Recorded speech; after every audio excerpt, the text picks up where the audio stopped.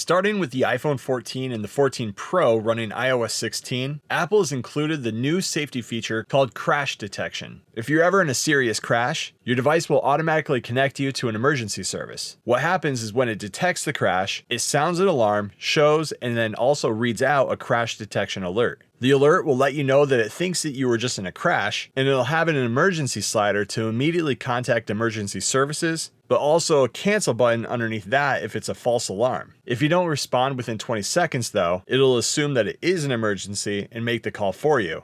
And when it does, it'll give the approximate latitude and longitude of your location. If you have any emergency contacts inside of your phone, like a spouse or a parent, it'll contact them with your location too. This is a great feature, but maybe you don't want it on. And there's also been some issues with iPhone's false reporting when on things like roller coasters. Luckily, it's easy to turn crash detection on or off. To disable the feature, open the Settings app.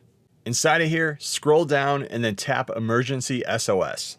Now in here on the bottom, you'll see Call After Severe Crash. To turn it off, just tap the slider to the right to disable it. You'll then get an alert asking you if you're sure if you want to turn it off. Tap Turn Off or Leave On if you change your mind. And it's the same if you want to turn it back on in the future. Just head back into the Emergency SOS settings and then toggle the slider back on. And that's how you turn on or off the crash detection feature on an iPhone.